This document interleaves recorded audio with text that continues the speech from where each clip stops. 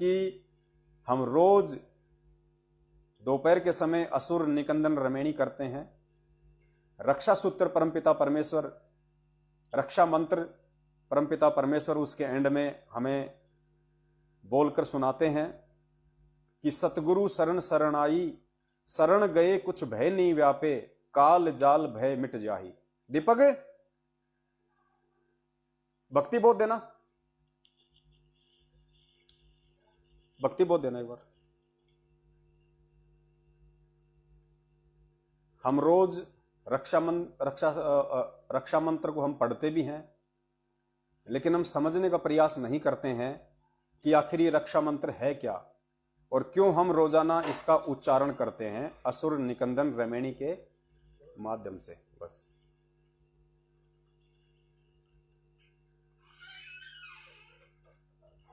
ये देखिए असुर निकंदन रमेणी और पेज नंबर है 49, 49 पेज नंबर पे असुर, ये जो पवित्र भक्ति बोध है 3 टाइम की जिसमें आरती है, इसके पेज नंबर 49 पे आप देखिए परमात्मा हमें रोज पढ़ाते हैं और ये कुछ सामान्य वाणियां नहीं है। परम पिता परमेश्वर सतगुरु रामपाल जी महाराज जी के मुख से कोई भी शब्द, कोई भी वाणी अनायास नहीं निकलेगी, उसका एक विशेष रीजन होता है। हम समझें या ना समझें ये एक अलग विषय है। तो रक्षा मंत्र में देखिए परमेश्वर हमें क्या पढ़ा रहे हैं।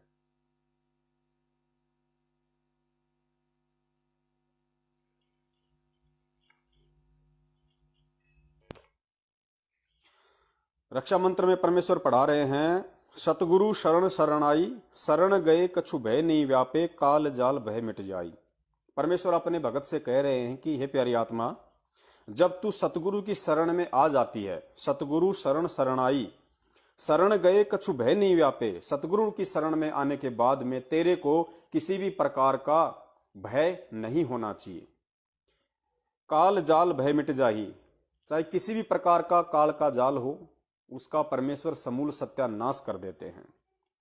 रोग सोग छल छिद्र न व्यापे, रोग चाहे किसी भी प्रकार का रोग क्यों ना हो, शोग दुख, छल छिद्र कोई भी तुम्हारे साथ में धोखा करे, चिटिंग करे, रोग सोग छल छिद्र न व्यापे, सन्मुख ना ठहराई, यानी ये जो रोग शोग हैं, छल छिद्र हैं, ये तुम्हारे सामने टिक भी नहीं पाएंगे अगर तुम मेरी शरण में हो तो, अगर तुम भक्ति मर्यादा में रह के कर रहे हो तो। ये परमेश्वर के वचन है, किसी आम व्यक्ति के वचन नहीं है। और परमेश्वर का वचन कभी भी निष्फल नहीं हो सकता है। फिर परमेश्वर कहते हैं, जहर अग्नि तन निकट न आवे, दूरी जात रंगाई। जहर अग्नि ये मेरे भगत के निकट भी नहीं आ सकती हैं। जहर अग्नि का सतगुरु रामपाल जी महाराज जी के भगत के निकट ना आने का यहां पे क्या मतलब है?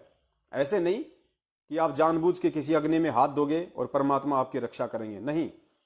एक विशेष प्रयोजन के बिना, मान लीजिए अनजाने में आप को आग ने चारों तरफ से घेर लिया, आप रात को सो रहे हैं और आग लग गई, निकलने का कोई रास्ता नजर नहीं आ रहा। ऐसी स्थिति में जो परमपिता परमेश्वर सतगुरु रामपाल जी महाराज जी का भगत होगा, उनका शिष्य होगा, जो उनकी शिक्षाओं पे चल रहा होगा, उनकी मर्यादाओं में होगा, ऐसे भगत की परमात्मा उस अग्नि से भी रक्षा करेंगे। धोखे से यदि आपने या आपके बच्चे ने यदि जहर पी लिया, परमेश्वर उस समय उसकी रक्षा करेंगे, क्योंकि वर्तमान में परमपिता परमेश्वर धरती पे प्रकट है और ये उन्हीं का वचन है जो कभी भी निष्फल नहीं हो सकता है। जहर अग्नि तन निकट न आवे, दूरी जात रंगाई, वीर बेताल बाण न लागे, यम के कोट ढहाई। वीर बेताल बाण न लागे, किसी भी प्रकार का जो तीनों ताप है या किसी भी प्रकार का जो दैवीय अगर कोई श्राप है वो आपको नहीं लग सकता अगर आप भक्ति कर रहे हैं तो। 98 पुण्य मूठ ना लागे, उल्ट तही दरखाई। 98 प्रकार की मूठ सतगुरुदेव जी ने बताई है कि 98 प्रकार के जंतर मंत्र वशीकरण इस पृथ्वी पे हैं, और उनमें से यदि कोई भी व्यक्ति आपके ऊपर वो मूठ छोड़ने की कोशिश करेगा किसी के कहने से, यदि आपके ऊपर कोई जंत्र मंत्र या तंत्र करने की कोशिश करेगा, चाहे वो कितना ही बड़ा वशीकरण क्यों ना हो, कितना ही बड़ा सिद्ध क्यों ना हो, कितना ही बड़ा वो कोई जादू को जानने वाला क्यों ना हो, कहते हैं मेरे भगत के ऊपर 98 प्रकार की मूठ का भी, उन जादू टोनों का भी रत्ती भर असर नहीं हो सकता।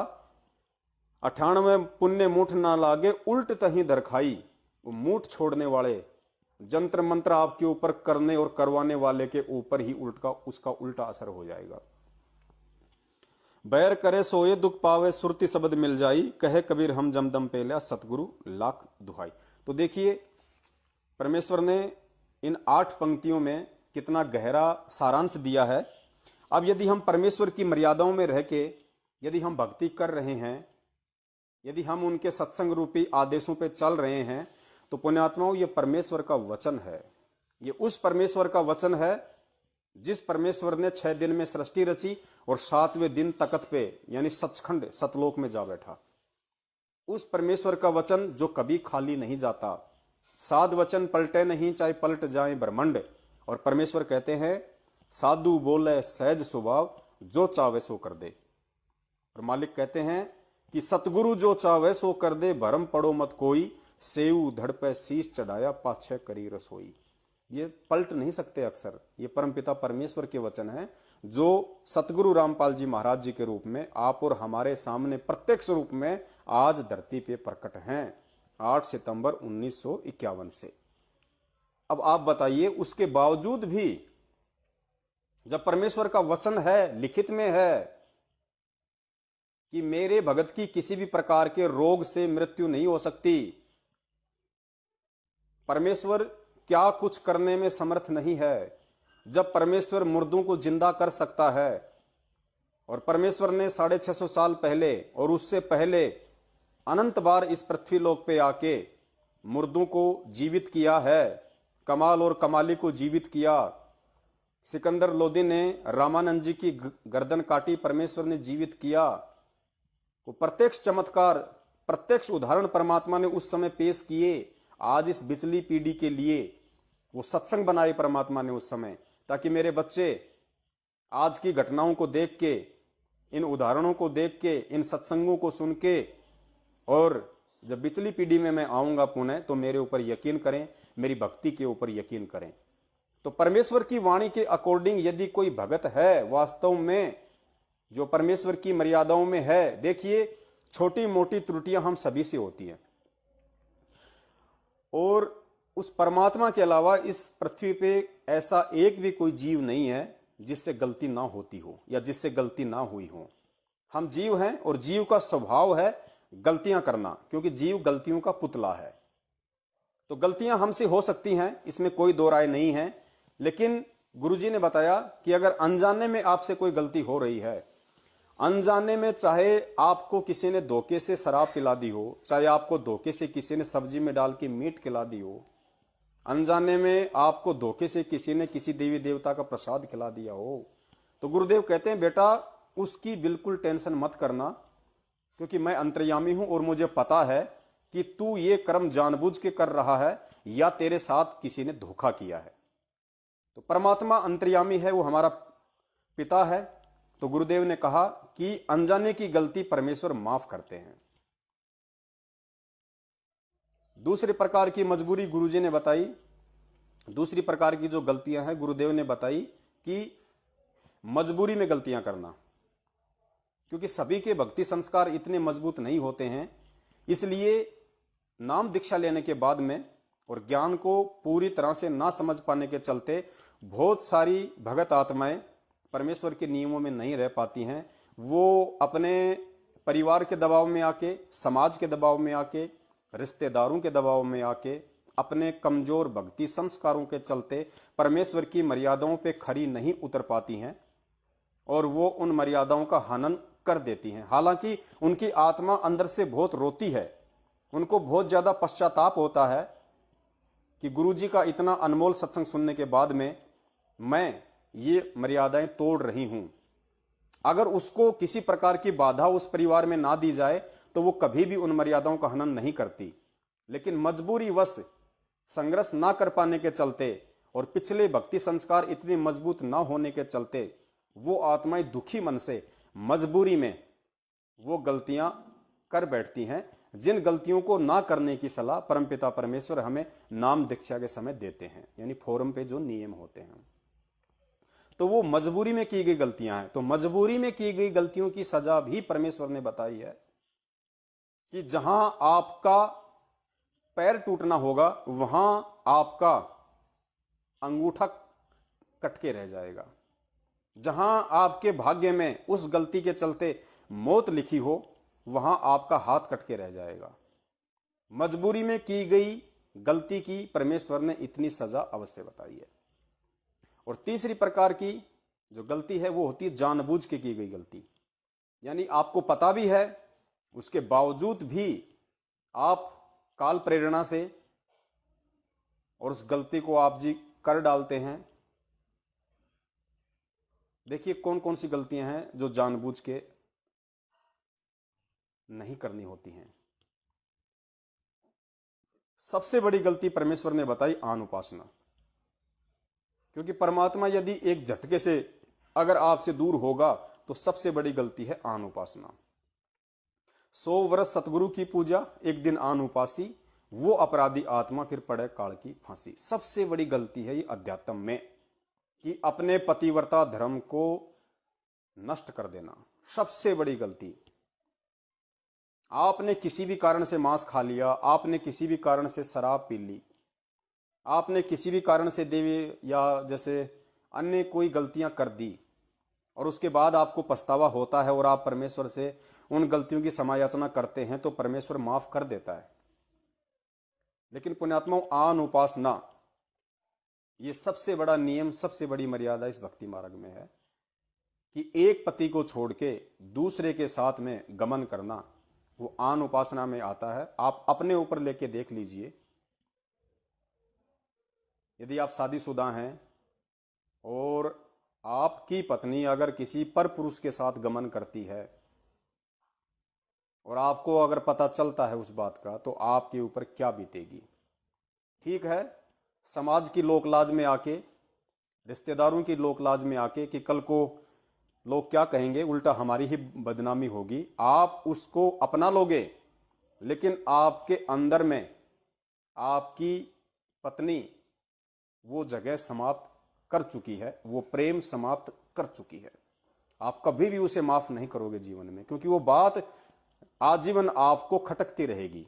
रही मन धागा प्रेम का मत तोड़ो छिटकाए, टूटे से फिर ना जुड़े, जुड़े तो गांठ पड़ जाए। तो यही सारी चीजें आत्मा और परमात्मा के ऊपर लागू होती है, क्योंकि आत्मा का एक ही पति है, वो है परमात्मा, जो आज सतगुरु रामपाल जी महाराज जी के रूप में धरती पे आए हुए हैं। और उनसे नाम दीक्षा लेने के बाद, उन्हें अपना परम पिता परमेश्वर अपना पति स्वीकार करने के बाद, और वैसे देखा जाए तो पुण्यात्माओं शरीर का पति भी वही है। पति यानी परमेश्वर, हमारे शरीर का बाप भी वही है, क्योंकि माता पिता की औकात नहीं है गर्भ में बच्चा बनाने की, वो नहीं बना सकते। वो भी उस परमेश्वर की रजा के बिना उस आत्मा को शरीर प्राप्त नहीं हो सकता। तो इस शरीर का पिता भी अगर असल में देखा जाए, हम तो खाली बोल ही देते हैं कि मेरा आत्मा का पति वो है और मेरे शरीर का अलग है। असल में हमारे शरीर का भी वही पिता है, वही पति है, और हमारी आत्मा का भी वही पिता और वही पति है। सांसारिक माता पिता तो केवल निमित्त मात्र बने हुए हैं, इससे ज्यादा उनका कोई रोल नहीं है। क्योंकि पानी की 2 बूंद से, नर और मादा के रज बीरज से गुरुजी कहते हैं कि कोई भी व्यक्ति इंसान नहीं बना सकता, ये शरीर नहीं बना सकता। पिंड प्राण जिन दीने दाना, गरीबदास जाकू कुर्बाना, ये शरीर परमात्मा का दान दिया हुआ है, ये परमेश्वर की नियामत है। माता पिता केवल नियमित बने हुए हैं। तो पुण्यात्माओं, दास का कहने का मतलब है कि हम उस समर्थ शक्ति की शरण में हैं, हम उस परम पिता परमेश्वर की शरण में हैं, जिसकी भक्ति अपनाने के बाद, जिसकी शरण में आने के बाद कोई किसी भी प्रकार का रोग आपके निकट नहीं आ सकता। देखिए, खांसी, सर्दी, जुकाम, बुखार, मौसमी बीमारी, ये एक आम बात है। ये हो सकती हैं, क्योंकि परमेश्वर आपको सेट रखना चाहते हैं। अगर बिल्कुल ही आपके कुछ होगा ही नहीं, शरीर में अगर सुख हो, आपके घर में अगर सारे सुख हो गए, आपके अनाप शनाप माया आपके घर में आ गई, तो गुरु जी कहते हैं कि सबसे पहले आप भगवान से दूर हो जाओगे। इसलिए छोटी मोटी ठूं ठां परमात्मा जानबूझ के भी अपने भगत के रखता है। लेकिन ऐसा कोई भी दुख, ऐसा कोई भी संकट, ऐसा कोई भी रोग, ऐसी कोई भी महामारी परमपिता परमेश्वर सतगुरु रामपाल जी महाराज जी के भगत को तब तक नहीं हो सकती जब तक कि वो मर्यादाओं से पूरी तरह दूर ना हो जाए। ऐसी किसी भी महामारी से आप ग्रस्त नहीं हो सकते जो आपकी भक्ति के लिए बाधक बन जाए। बाकी नॉर्मल तो चलता ही रहेगा, क्योंकि हाड़ मास का शरीर है, 36 प्रकार के इसमें जोड़ लगे हुए हैं। ये तो खुद वो परमपिता परमेश्वर एक आम व्यक्ति की भूमिका में ऐसी लीला करके दिखाते हैं। खुद भी परमात्मा जुखाम का बहाना करते हैं, सत्संग करते समय बीच में खांसते हैं। खुद परमेश्वर अपने भक्तों से जुखाम की, बुखार की टैबलेट मंगा के आश्रम में खाया करते थे, सिर्फ और सिर्फ एक लीला के लिए, ताकि छोटी मोटी समस्याओं के लिए बार बार आप परमेश्वर से मिन्नतें ना करो और परमेश्वर के ज्ञान को आधार बना के उन छोटी छोटी समस्याओं के लिए भी आप भक्ति पे ज्यादा ध्यान दो। क्योंकि जब हम भक्ति बोध के सरलार्थ में आगे चलेंगे, नित्य नियम के सरलार्थ में जब हम आगे चलेंगे, और जो प्रार्थना नाम का जो चैप्टर है इसके अंदर, उसमें परमेश्वर ने इस बात को बिल्कुल क्लियर किया हुआ है कि बच्चों, इस वाणी के नित्य पाठ करने से, यानी जो तीनों समय की आरतियां हैं उनके नित्य पाठ करने से हमारे शरीर के कुछ रोग भी ऑटोमेटिक परमेश्वर ठीक कर देते हैं। यानी हल्के फुल्के रोग भी परमात्मा इस नित्य नियम के रेगुलर करने से, यानी परमेश्वर के शब्द में कितनी शक्ति है, परमेश्वर की वाणियों में कितनी शक्ति है, हमें मालूम भी नहीं पड़ता। और हमारे बहुत सारे समस्याएं, प्रॉब्लम, बहुत सारे रोग इन वाणियों के नियमित पाठ करने से ही परमात्मा काट देते हैं। ये प्रार्थना नाम के चैप्टर में लिखा हुआ है। तो दास का कहने का मतलब है, पुण्यात्माओं, फिर जो आत्माएं कोरोना से वर्तमान में मर रही हैं, वो आत्माएं क्यों मर रही हैं?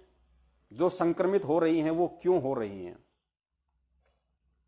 गुरुजी कहते हैं ये कर्म प्रधान लोक है, और आपके चेहरे पे अगर फुंसी भी कहीं होती है तो वो आपके कर्मों की वजह से है, वरना चेहरे पे फुंसी भी नहीं हो सकती। इतना परमेश्वर ने इस भक्ति मार्ग में हमें समझाया है।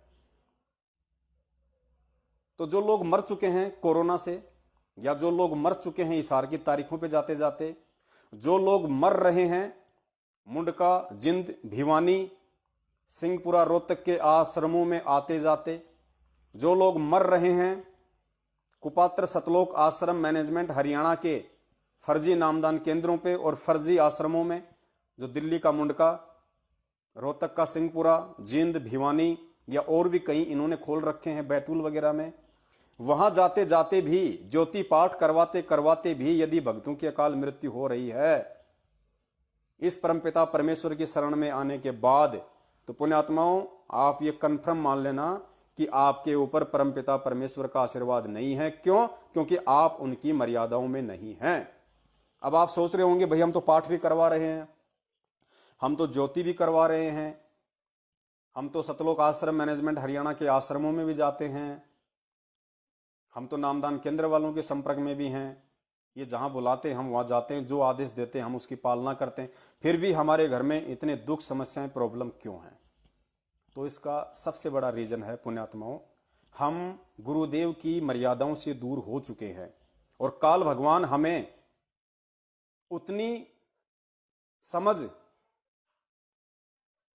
हमारे अंदर नहीं आने देता है कि हम इस बात को जान सकें, हम इस बात की पहचान कर सकें कि कहां हम परमेश्वर की मर्यादाओं को तोड़ रहे हैं, कहां हम परमेश्वर की मर्यादाओं से दूर होके सतगुरु की शरण में होने के बावजूद भी इन समस्याओं से ग्रस्त हैं।